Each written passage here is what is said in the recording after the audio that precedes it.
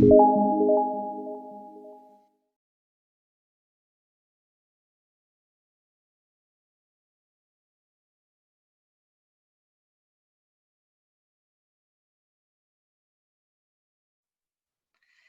hello, young people and those who are young at heart. We are here today for another cuppa with, and today we are having a cuppa with, and I actually have a cuppa today.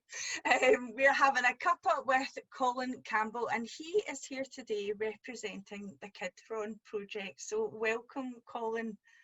It's good to be here. Thanks for having me, Jen. This is great. Thank you very much for joining me. So I am going to fire these questions at you, Colin. Are you ready? Right. Okay, so the first question that we ask everybody who's had a cuppa with us is, so what is your project and what are the kind of things you do? So what is the Kidron Project and what are the kind of things that you do? Great. So Kidron Project is a Christian mission and equipping organization in Inverclyde, and we simply provide practical services in the community to address life skills and well-being issues. So we're really looking to address issues around poverty, social isolation, life skills, physical and mental health issues, and also just people's sense of purpose and general well-being. So we have a very holistic approach in terms of the different types of services that we're providing. Yeah. Could you tell us, Colin, what actually inspired the Kidron Project to start? You know, what inspired the creation of the project? Yeah, wow. How far back do you want to go? So as far as you like. Yeah, so my own journey in terms of getting involved in social action is quite interesting, because I have been living and working in Inverclyde since 2003, but my training is in graphic design, and I was running my own business doing graphic design. I also did freelance photography, and it wasn't really until 2014 that I started to get a bit more involved in social action activity. And that was really through some of my clients. So a lot of my clients were churches or charities that I was doing design work for. And I had a trip to Uganda in 2014, where I was shadowing some of the trustees of a charity that I did work for, doing videos and photos of the various projects that they were running. And really the impact that trip had on me when I returned back to Inverclyde was the realization that there was nothing really that was happening in Uganda in terms of mission and outreach and the specific types of needs that were being met that were any different than the needs here in Inverclyde. Yeah. And yet the level of activity that was happening, or maybe the level of success you would see with those types of activities in Scotland, seemed to be so much less than what you would see out there in Uganda. And I really felt God speaking to me through this and really drawing me into this whole area of putting faith in action. And the whole ethos of Kidron is really around that concept of unifying that principle of prayer and intercession that we are so familiar with as Christians. Seeking God for the breaking in of his blessing in our locality, but unifying that with this place of seeing God's will done on earth as it is in heaven, seeing that place of God's rule, God's kingdom made manifest very practically on the ground where we are.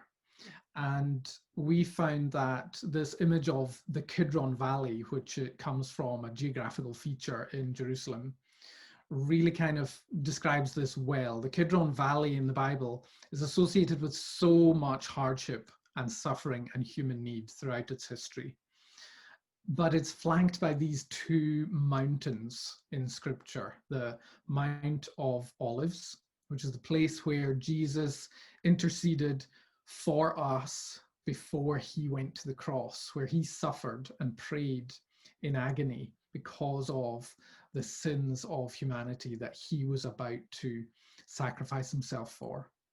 And the Mount of the Temple Mount. And that represented the place where God's rule and his heavenly order was given to Israel. And that place being the outworking right now in this place of God's desire, God's law, God's blessing for his people. And so we really want to go on a journey with Kidron Project from that place of intercession and praying and seeking God to bring hope and transformation in our community and in our time through the valley of Kidron, which is where people are suffering, people are in need, people are on journeys through life where there is a pivotal point that can happen, where if they are met in that place of need and hardship with practical help, emotional support, and the hope of the gospel, then people can actually go on a journey into that place of freedom that is represented by the hope that God brings and the hope that we know there is in this life. So the Kidron Project is really framed around that idea of the Kidron Valley flanked by these two places of prayer and blessing coming together. Wow.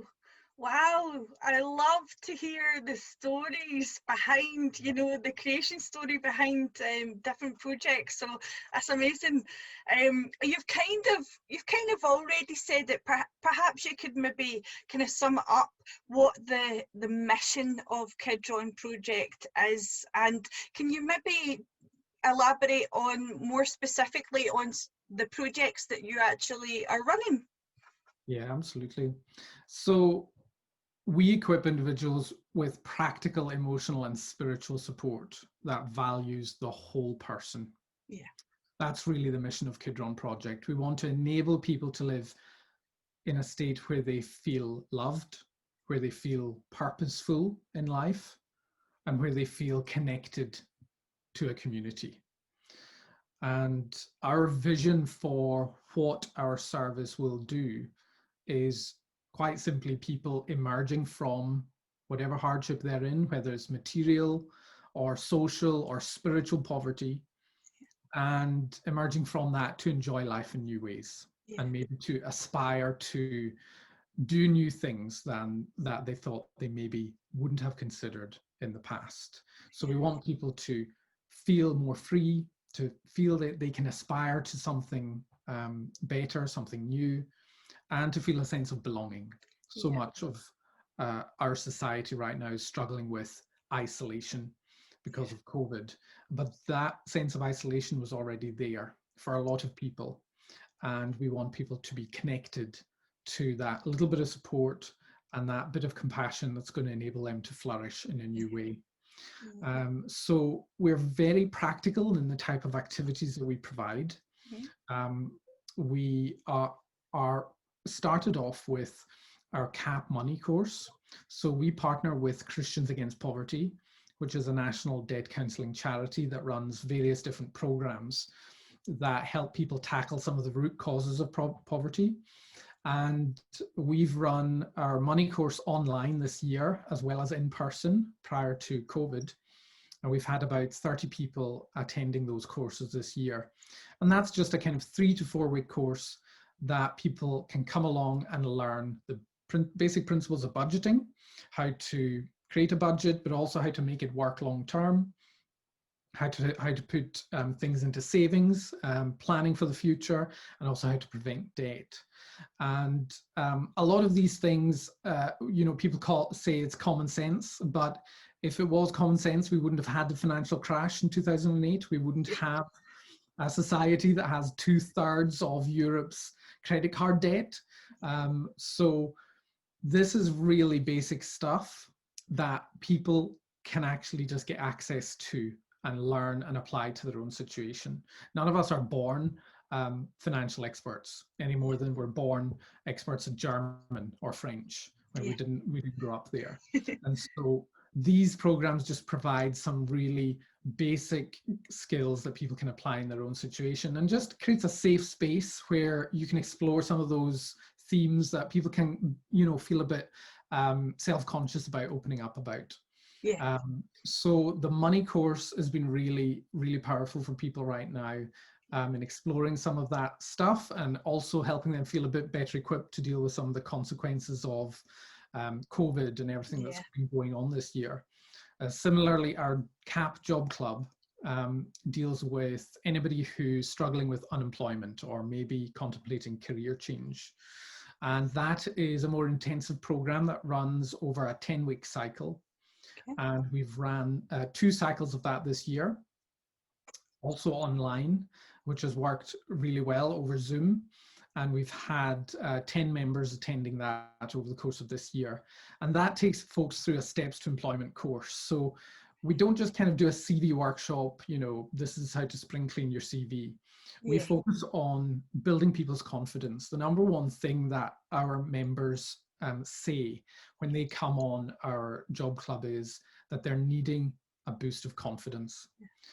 If you've been out of work for a few months, you might still have loads of energy and get up and go to be out there job searching. But if you've been out of work for a year or 3 years, that's a lot of knocks on your confidence to deal with. And we just give a space where we can acknowledge that difficulty. We can acknowledge some of the obstacles that people feel they have towards getting into a new job. Yeah. But we don't just leave it there. We then talk about, okay, this is what you can do. This is how we can do goal planning to help you reach where you're wanting to be. And this is how we can handle interviews and different tips and skills that you can develop that's going to make that process easier. So we help people build that confidence with various skills and training over the course of 10 weeks. So that they can improve their CVs, they can be really targeted in their job searching, and be really confident going into interviews, whether it's in person or over video, like so often is happening now. Yeah. So those have been our most active programs this year. And we also have our Pieced Together group, which is a creative arts group for women. Okay. And that is a group that's based around crafting activities each week, again, running over 10 weeks, around themes of finding hope from brokenness, of finding beauty in difficult experiences of life. So a lot of the women who attend that group will have past experience of trauma, and these will be really difficult things to address for a lot of them. And creating a space where people are just engaging in artistic activity creates a really gentle way of maybe starting to feed into some of these themes of, okay, reflecting on bad experiences and what positive can come out of it. And we've got 5 women on that course at the moment running at Broomhill Hub in Greenock. And we've been getting really positive feedback on that group as well. And those are the main programs that we're running at the moment. We've also got other programs such as Power Up Parenting, which we run in conjunction with Marion Morrison, who's a life coach locally. And that's run over 4 weeks, helping parents just take control of their parenting and, again, have that safe space to reflect along with others who are in the same boat, and really gain some new confidence in being able to make the best of the home life and take control in that setting.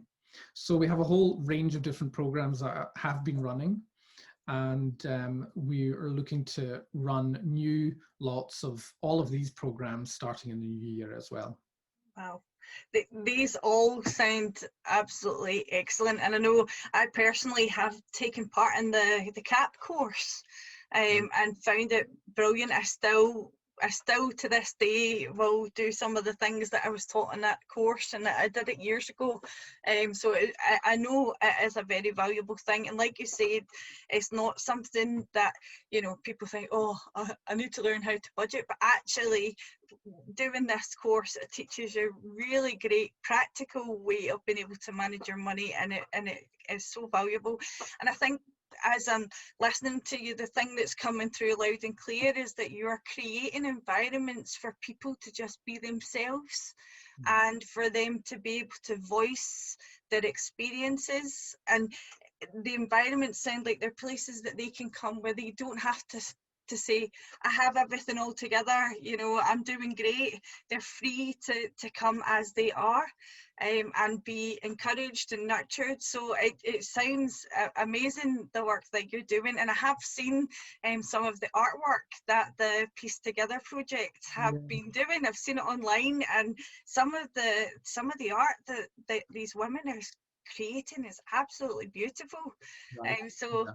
it's really exciting to see that, you know, these things that you've dreamed about all these years ago coming into fruition. So I wanted to know if you can share a positive story about the difference that Kidron Project has made to people in Inverclyde. Perhaps there's a particular person and you could share their story, or a particular project and you could share how that has made a difference. Yeah, absolutely. Yeah, our job club has been the most active thing over the course of this year, and obviously because of COVID, there's loads of people who found themselves unemployed because they were furloughed or then let go from March onwards. So most of the folk that we had attending our first run of the job club in June were in that situation. They had suddenly lost their jobs and they were just kind of scrambling to, find something, anything, to replace that lost income. So we had a really interesting experience with those members. Really varied group. We had folk who used to be taxi drivers, folk who were working in care, who were working, who had just kind of graduated university in the previous year and hadn't been able to find anything.